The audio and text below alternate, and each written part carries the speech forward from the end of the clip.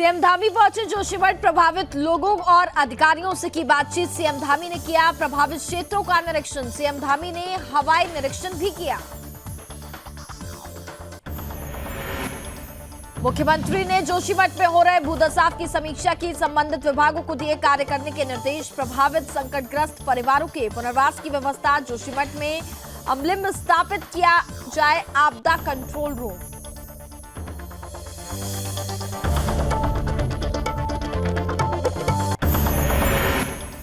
शंकराचार्य ने भूदसाव पर व्यक्त की चिंता। जोशीमठ में हजारों लोगों का जीवन खतरे में। प्रभावितों के पुनर्वास के लिए एक मुश्त पैकेज की मांग। भूदसाव का लिए कराया गया है सर्वे।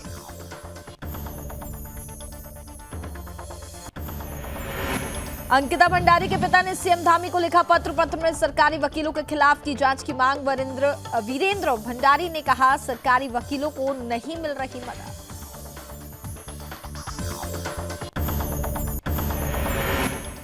और धारचूला में हुआ नेपाल के विरुद्ध प्रदर्शन। जनता ने जताया आक्रोश। सुरक्षा के लिए नदी में किया जा रहा तटबंध कार्य। नेपाल के नागरिक कर रहे हैं पत्थरबाजी।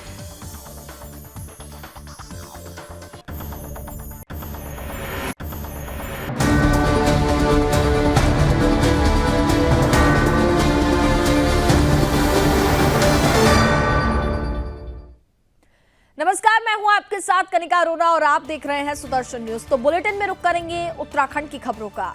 उत्तराखंड के जोशीमठ शहर को लेकर के हर तरफ चिंता व्यक्त की जा रही है। Uttarakhand disaster and accident synopsis की रिपोर्ट के अनुसार बात करें तो जोशीमठ में 500 घर रहने के लायक नहीं है।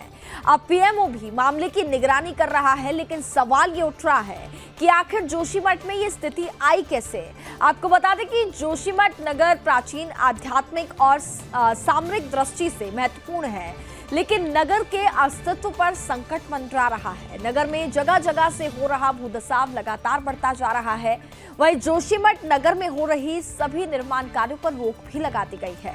जोशीमठ में भूदसाव का कारण बेतरतीब निर्माण, पानी का रिसाव, ऊपरी मिट्टी का कटाव और मानव जनित कारणों से जलधाराओं के प्राकृतिक प्रवाह में रुकावट को बताया गया है।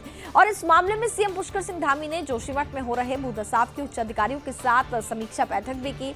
सचिव आपदा प्रबंधन, आयुक्त गढ़वाल मंडल और जिलाधिकारी से वीडियो कॉन्फ्रेंसिंग के माध्यम से भी सीएम धामी ने विस्तृत जानकारी भी ली। भूदसाव से प्रभावित संकटग्रस्त परिवारों के पुनर्वास की वैकल्पिक व्यवस्था सुनिश्चित करने के भी निर्देश दे दिए गए। और इसके साथ ही सभी संबंधित विभागों को कहा गया है कि वे टीम भावना के साथ काम करें।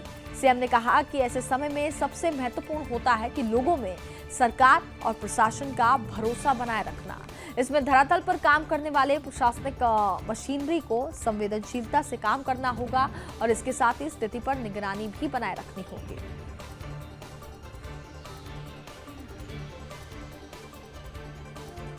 व्यवस्था होगी, वो भी हम जगह खोज रहे हैं। लेकिन अभी फिलहाल चूँकि ठंड का मौसम है और इस ठंड के मौसम में काफ़ी ठंड भी इस क्षेत्र में पड़ती है। ये शहर हमारा बहुत पौराणिक भी है, पहला मठ भी यहीं स्थापित हुआ है और देश की सीमांत क्षेत्र का भी जो है प्रमुख केंद्र ये है।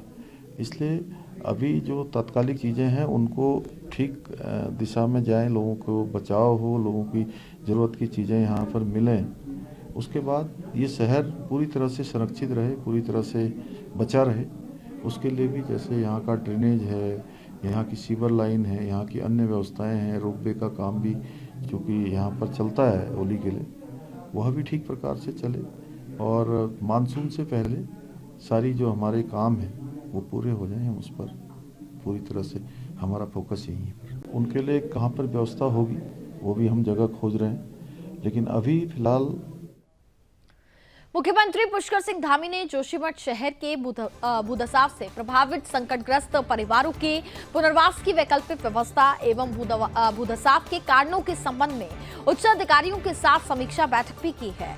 मुख्यमंत्री ने वीडियो कॉन्फ्रेंसिंग के माध्यम से जोशीमठ की सचिव आपदा प्रबंधन, आयुक्त गढ़वाल मंडल और जिलाधिकारी चमोली से विस्तृत जानकारी भी प्राप्त की है। उन्होंने भूदसाव से प्रभावित संकटग्रस्त परिवारों के पुनर्वास की वैकल्पिक व्यवस्था सुनिश्चित करने के निर्देश अधिकारियों को दिए। चाहिए। साथ ही उन्होंने कहा कि संकट के समय जानमाल की सुरक्षा एवं बचाव पर ध्यान देने की जरूरत है। ऐसे समय में लोगों की मदद करना हम सबका दायित्व एवं जिम्मेदारी है। उन्होंने प्रभावित क्षेत्रों में रह रहे लोगों के पुनर्वास और इसके साथ ही उनके अन्यत्र शिफ्ट करने की भी तेजी लाए जाने की बात कही है और तत्कालीन एक्शन प्लान के साथ ही दीर्घकालीन कार्यों में भी लंबी प्रक्रिया को समाप्त करने हुए डेंजर जोन की ट्रीटमेंट, सीवर और ड्रेनेज जैसे कार्य को जल्द से जल्द पूरा किया जाए। मुख्यमंत्री ने निर्देश दिए कि तत्काल सुरक्षित स्थान पर अस्थायी पुनर्वास केंद्र बनाए जाएं और तत्काल डेंजर जोन को खाली करवाया जाए। वहीं जोशीमठ में अविलंब आपदा कंट्रोल रूम स्थापित किया जाए। दरअसल जोशीमठ जो धीरे धीरे पाताल लोक में समाता जा रहा है, जमीन में आई दरार गहरी खाई में तब्दील हो रही है, तो दीवारों पर पड़ी दरारें दिन ब दिन चौड़ी होती जा रही हैं और लोग अपने घरों को छोड़ करके बाहर ठिकाने ढूंढ रहे हैं। सरकार ने जांच बिठा दी है और प्रशासन से प्रभावित परिवारों के पुनर्वास की व्यवस्था करने को भी कह दिया गया है। लेकिन पीढ़ियों से अपने आशियाने में रह रहे लोग घरों को छोड़ने को राजी ही नहीं हो रहे। पीढ़ियों से अपने घरों में रहने वाले जोशीमठ के मूल निवासियों के दिल में घर को छोड़ने की जो टीस है उसे कोई दूसरा नहीं समझ सकता।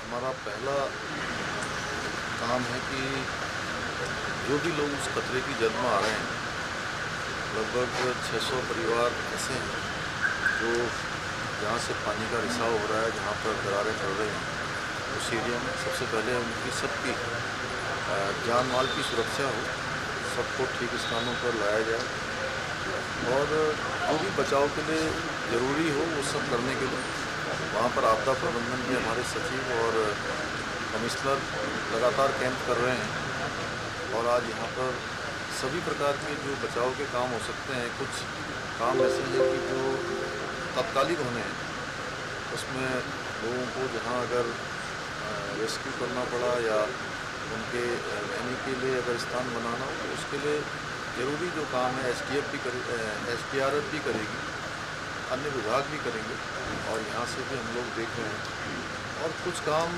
दीर्घकालिक हैं कि दीर्घकालिक कामों में हमारा पीपल कोटी का क्षेत्र है, गौचर का क्षेत्र है, उस आसपास के क्षेत्र में जो नया स्थान है, अगर वहाँ पर लोगों को पुनर्वास करने की आवश्यकता पड़ती है तो उस दिशा में भी हम काम कर रहे हैं और कोई भी देरी।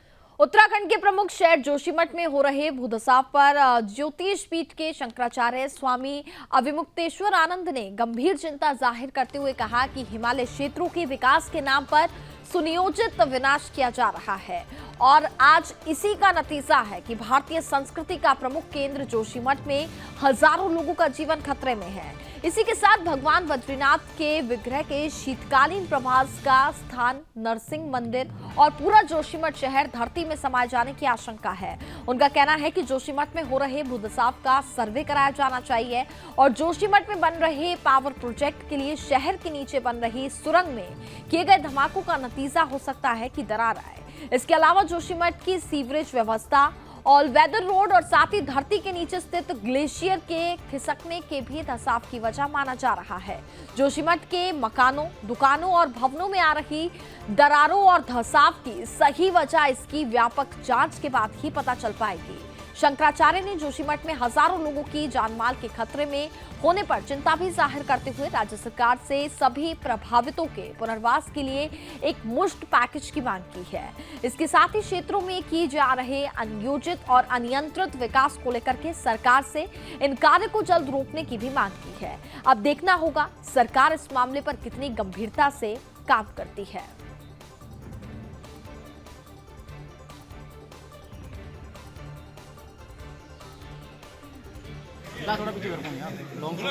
जोशीमठ इस समय खतरे में है। लगातार पिछले 1 वर्ष लगभग का समय हो गया, जगह जगह से संकेत मिल रहे थे कि यहाँ पर भूमि धंस रही है, लेकिन अधिक ध्यान नहीं दिया गया और अब 1 हफ्ते से लगातार जिस तरह से धंसाव बढ़ता चला जा रहा है और 500 से अधिक मकानों को उसने अपने चपेट में अभी तक ले लिया है, और आगे पता नहीं क्या होने वाला है। ऐसी परिस्थिति में बहुत ही बड़ी चिंता का विषय हम सब लोगों के सामने उपस्थित हो गया है। हाइड्रो पावर प्रोजेक्ट की जो सुरंग है उसको जोशीमठ के नीचे से परमिट कर दिया गया।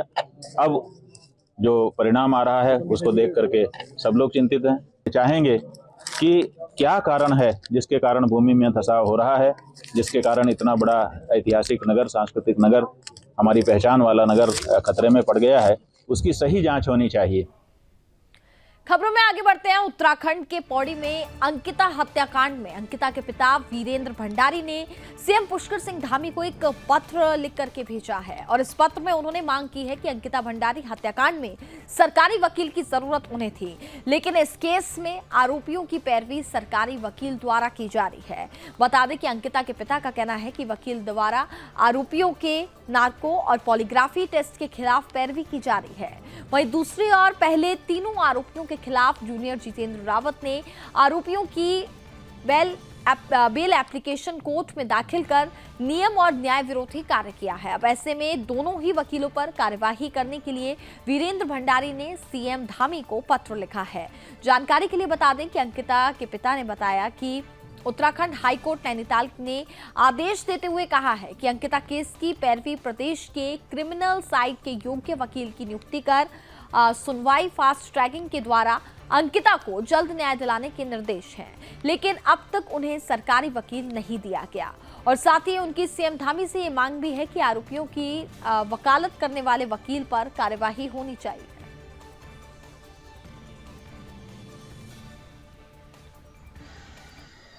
मैं अंकिता भंडारी का पिता बोल रहा हूँ और मुझे पता चला कि जो पुलकित आर्य के जो हियरिंग जो वकील साहब कर रहे हैं वो एक सरकारी वकील हैं, जबकि न्याय स्तर पे एक सरकारी वकील मुझे मिलना चाहिए था, न कि उनको मिलना चाहिए था।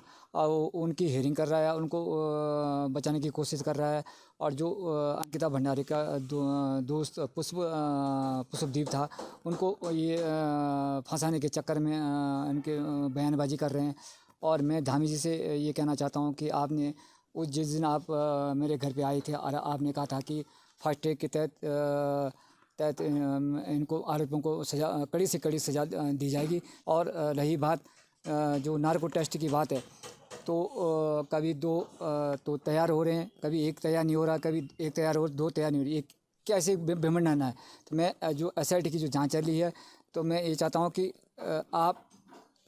आप आरोपियों की मर्जी से नहीं हुआ, मर्जी से नहीं होगा, ये आपकी उसमें मर्जी से होगा, क्योंकि आपने जांच की थी। और आप भी तुरंत नार्को टेस्ट, इन तीनों का नार्को टेस्ट किया जाए, नहीं तो मैं सुप्रीम कोर्ट जाऊंगा अगर इनका नार्को टेस्ट नहीं होगा तो। देखिए, इसमें हम हाई कोर्ट गए थे और हाई कोर्ट से डायरेक्शन हो रखे हैं कि एक क्रिमिनल साइड का एक बढ़िया लॉयर मिलेगा हमें, जो कि अंकिता की पैरवी करेगा।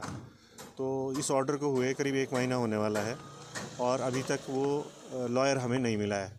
ना हमसे किसी ने बात की है सरकार की तरफ से, ना अंकिता के फादर से बात की है, किसी से कोई बात नहीं है कि कौन सा वो वकील है जो हमें मिलेगा। एक तो ये परेशानी है सबसे बड़ी। दूसरा ये है कि सरकार ने भी कहा है और हाई कोर्ट ने भी कहा है कि नार्को और पॉलीग्राफ टेस्ट कराए जाएंगे आरोपियों के। लेकिन दुख की बात यह है कि जो सरकार के वकील हैं, जिनका आपने नाम भी लिया है अंकिता के पिताजी ने अभी, वो लोग जो हैं आरोपियों की पैरवी कर रहे हैं, मतलब नार्को टेस्ट का विरोध कर रहे हैं, पॉलीग्राफ टेस्ट का विरोध कर रहे हैं। तो ऐसे में तो जो सरकार की जो मंशा है कि अंकिता को फास्ट ट्रैक में जल्दी न्याय दिलाया जाएगा, वो तो मंशा पूरी होते हुए नहीं दिखाई दे रही है। इसी वजह से DM साहब के पास आए थे और धामी जी को ज्ञापन भी भेजा है अंकिता के पिताजी ने आज। अब देखते हैं कि धामी जी इसमें क्या एक्शन लेते हैं। खबरों में आगे बढ़ेंगे। धारचूला में आए दिनों हो रही नेपाल से पत्थरबाजी को लेकर के नागरिकों ने SDM कार्यालय का घेराव किया है। वहीं आपको बता दें कि बीजेपी नेता महेंद्र बुदियाल के नेतृत्व में उग्र प्रदर्शन हुआ। दरअसल भारतीय क्षेत्र में बन रहे तटबंध को लेकर के जताई गई चिंता से प्रशासन को भी अवगत कराया गया है। नागरिकों का कहना है कि हम अपनी सुरक्षा के लिए तटबंध बना रहे हैं और नेपाल के लोग विवाद पैदा कर रहे हैं जो समझ से परे है। लोगों का कहना है कि यही रहा तो नेपाल का पुल बंद कर दिया जाएगा। बता दें कि धारचूला की सुरक्षा के लिए नदी में तटबंध कार्य किया जा रहा है, उसमें लगातार नेपाल के नागरिकों ने पत्थरबाजी से विवाद पैदा कर रखा है।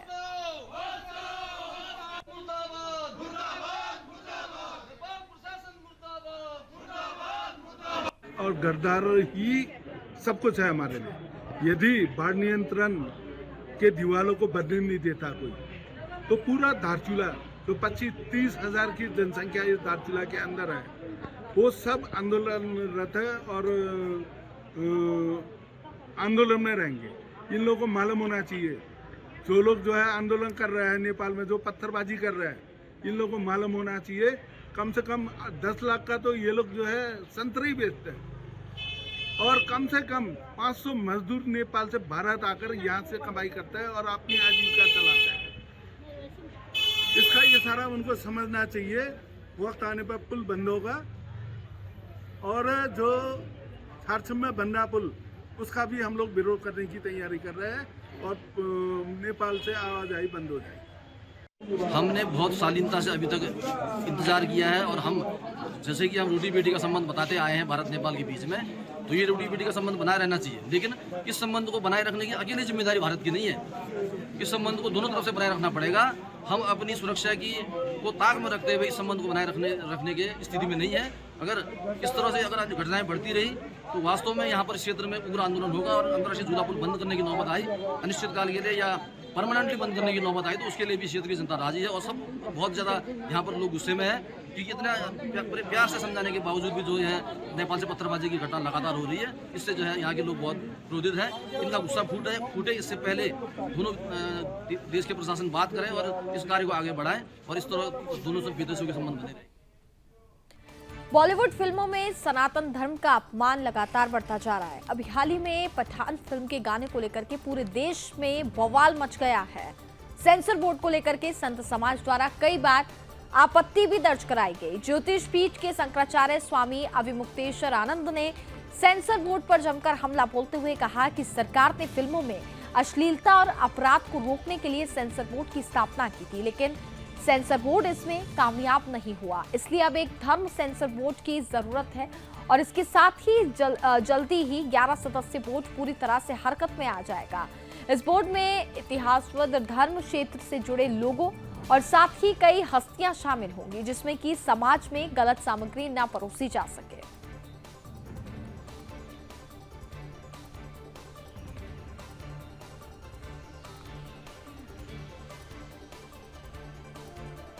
फिल्में आपके यहाँ पहले बनना शुरू हुई और सेंसर बोर्ड आपका नहीं था। बाद में फिर ऐसा लगा सरकारों को कि कोई सेंसरशिप की ज़रूरत है, जो भी मन में आए निर्माता के वो बना करके समाज में पहुंचा दे, ये ठीक नहीं होगा।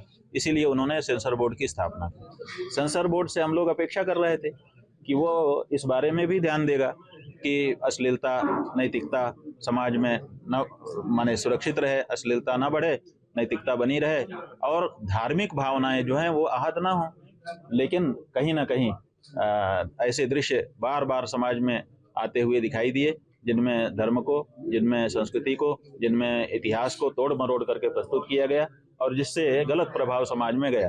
तो स्वाभाविक था कि इस तरह की मांग समाज में बढ़ी। हमको भी लोग कहने लगे कि आप लोग धर्माचार्य हैं, आप क्या कर रहे हैं, तो हमको भी खड़ा होना पड़ा। अब हमने धर्म सेंसर बोर्ड की घोषणा की है और जल्दी ही इस बारे में एक स्वरूप लेकर के हम आ रहे हैं। देखिए, हमने एक 11 सदस्यीय बैठक बोर्ड की घोषणा कर दी है, जिनमें इतिहासविद हैं, जिनमें संस्कृतिविद हैं, जिनमें धर्म के शास्त्री हैं, जिनमें सेंसर बोर्ड के लोग हैं, जिनमें फिल्म निर्माता और अभिनेता हैं। ये सब मिल करके एक बोर्ड हमने बना दिया है और वो जल्दी ही कार्य करता हुआ। अगली खबर चमोली से है, जहां धराली विकासखंड के सभागार में ब्लॉक प्रमुख कविता नेगी की अध्यक्षता में बीडीसी बैठक का आयोजन किया गया। सदन की शुरुआत पिछली बैठक में जनप्रतिनिधियों द्वारा उठाई गई समस्याओं पर कार्रवाई न होना मुख्य मुद्दा रहा, और जनप्रतिनिधियों ने पिछली बैठक में उठाए गए शिकायतों का निवारण न होने पर भी रोष जाहिर किया है। जनप्रतिनिधियों ने धराली सामुदायिक स्वास्थ्य केंद्र में एक्सरे टेक्नीशियन न होने पर शिकायत दर्ज कराते हुए जल्द से जल्द एक्सरे टेक्नीशियन की नियुक्ति की मांग की है। वहीं कुराट स्थित राजकीय जूनियर हाई स्कूल में भवनों की मरम्मत की मांग उठाई गई। वहीं सदन में जनप्रतिनिधियों ने धराली घाट मोटर मार्ग पर और साथ ही कस्बी नगर विनायक कुमार आधार मोटर मार्ग के निर्माण में हो रही देरी पर लोक निर्माण विभाग से जल्द निर्माण कार्य शुरू करने की मांग की है। आपको बता दें कि ब्लॉक प्रमुख कविता नेगी ने सभी अधिकारियों को निर्देशित करते हुए कहा कि बीडीसी बैठक के माध्यम से सदन के भीतर उठी समस्याओं का समाधान संबंधित विभाग के अधिकारी तय समय पर करेंगे।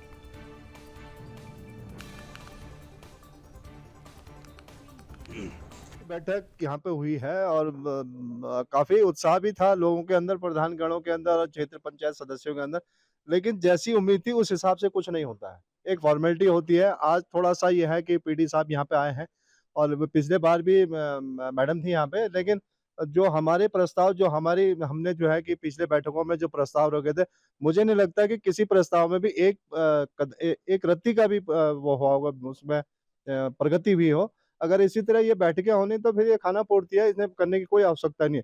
ये समय बर्बाद हो रहा है जनप्रतिनिधियों का, और ये एक वो बना दिया गया कि जनप्रतिनिधियों जनता किस तरह से ब्लेम करे, और इसका कोई बहुत ज्यादा महत्व नहीं दिखता। चतुर्थी त्रैमासिक की बैठक हुई, जिसमें हमारी इससे जो पहली बैठक हुई थी, हमारी बीटीसी बैठक हुई थी, तो उस बैठक में जो हमारे जनप्रतिनिधियों द्वारा जो सवाल उठाए गए थे, तो हमारे जो विभागीय अधिकारी हैं उनके द्वारा उन सवालों पर कई मुद्दों पर कार्य किए गए और कई मुद्दों पर कार्य प्रारंभ हो रहे हैं। और आज की जो बीटीसी है, उस बीटीसी में हमारे कई जनप्रतिनिधियों के, जैसे बिजली विभाग पर और सड़कों पर ये सवाल उठाए जा रहे हैं। पुलिस महानिदेशक के निर्देशानुसार उत्तरकाशी पुलिस द्वारा इनामी अपराधियों की धरपकड़ के लिए प्रदेश भर में अभियान चलाया जा रहा है। वहीं पुलिस अधीक्षक अर्पण यदुवंशी ने थाना प्रभारियों को अभियान की गंभीरता से लेते हुए इनामी अभियुक्तों की गिरफ्तारी करने के निर्देश जारी किए हुए हैं, जिसके तहत सीओ अनुज कुमार ने थाना धरास में 2 वर्ष से फरार चल रहे 10,000 का इनामी अभियुक्त महेश पत्र गिरफ्तारी के लिए पुलिस टीम गठित की गई और उक्त टीम द्वारा अभियुक्त को रात में ग्राम जड़ाव से गिरफ्तार किया गया। अभियुक्त को आज माननीय न्यायालय के समक्ष भी पेश किया गया।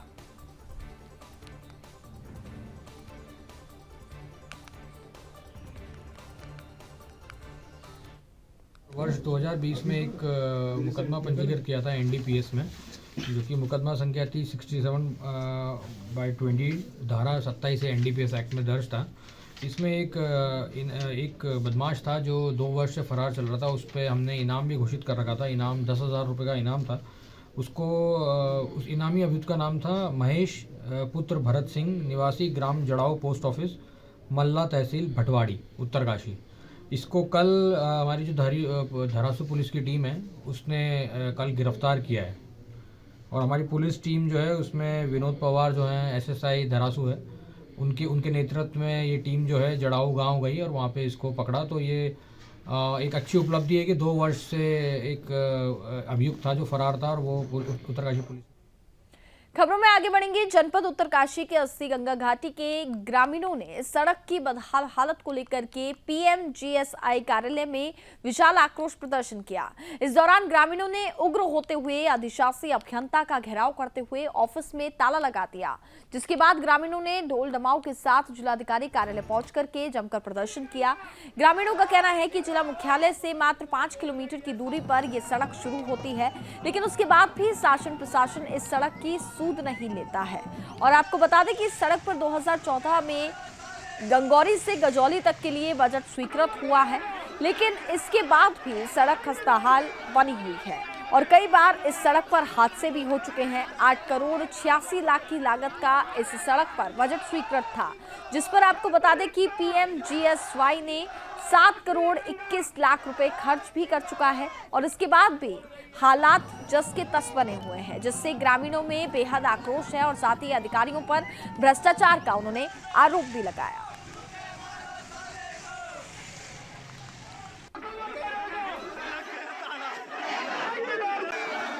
अब ये ठेकेदार की जो उदासीनता है कार्यों के प्रति, एक तो टाइम भी और जो कार्य भी किए जा रहे हैं वो गुणवत्तापरक नहीं प्रतीत हो रहे हैं। क्योंकि काफ़ी कुछ कार्य उन्होंने जो किए हैं वो क्षतिग्रस्त भी हो गए हैं और इसी के कारण हमने उनके अनुमान को निरस्त करने के लिए प्रकरण सितंबर 6 तारीख को प्रेषित कर दिया था उच्च अधिकारी को। सर से जो कार्रवाई होती है, जो भी आप लोगों ने तालाबंदी वहाँ के जनता ने जनप्रतिनिधि दिए हैं, तो हमने साबित कर दिए कि यहाँ पर जो है जनाक्रोश है और इस पर तुरंत निर्णय लिया जाए। तो सर हर बार लंबे समय से यही है कि ठेकेदार की कमी है, ठेकेदार की कमी है, क्या कारण है? ठेकेदार की कमी तो है ही और उस पर जो है पिछली बार निरस्त किया गया था पिछले वर्ष 2021 में, उसमें दोबारा टेंडरिंग की गई, 3 बार टेंडरिंग की प्रक्रिया की गई, लेकिन किसी ने टेंडर नहीं डाला। फिर इसको मौका मिला, इनको उपेंद्र राणा जी है, इनको फिर मौका मिला कार्य करने का और इनको अप्रैल में पूर्ण करना था 2022 में अपना पूरा जो भी काम पहले से, लेकिन उन्होंने नहीं किए। जिला मुख्यालय के नज़दीक सबसे नज़दीकी घाटी है, लेकिन आज तक शासन प्रशासन ने इस घाटी के साथ हमेशा छलावा किया है, दोहरा नीति जो है इस क्षेत्र के साथ की है। हमेशा जो भी यहाँ से हमारा जो भी प्रतिनिधि रहा है, हमेशा सबने शासन में बैठे हुए लोगों ने हमेशा वोट की राजनीति की है, मानवता की राजनीति किसी ने नहीं की आज तक।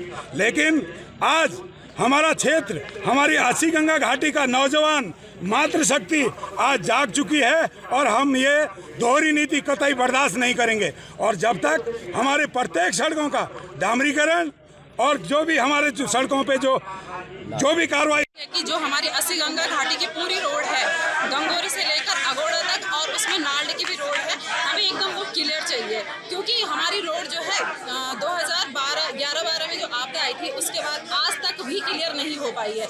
हमेशा हमें आश्वासन दिया जाता है सरकार के द्वारा। जनपद पौड़ी पुलिस ने 10,000 के इनामी बदमाश को गिरफ्तार करने में सफलता हासिल की। आपको बता दें कि बीते साल कोटद्वार निवासी एक महिला ने आरोपी परमेंद्र असवाल पर जमीन लेने के नाम पर 15 लाख रुपए की धोखाधड़ी का आरोप लगाया था, जिसके बाद महिला ने इस संबंध में कोतवाली कोटद्वार में संबंधित धाराओं में केस दर्ज कराया। आरोपी की गिरफ्तारी के लिए पुलिस लगातार प्रयास कर रही है, लेकिन आरोपी लगातार अपने ठिकानों को बदलता जा रहा है, जिसके बाद पुलिस कप्तान पौड़ी आरोपी की गिरफ्तारी के लिए 10,000 का इनाम घोषित किया गया। साथ ही टीम का गठन भी किया, जिसके बाद आज राजस्थान से आरोपी को गिरफ्तार कर लिया गया।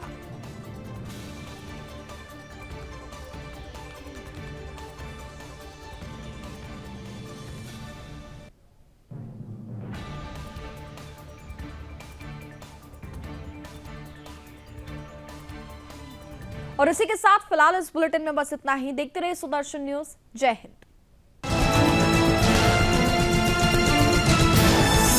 आप देख रहे हैं सुदर्शन न्यूज।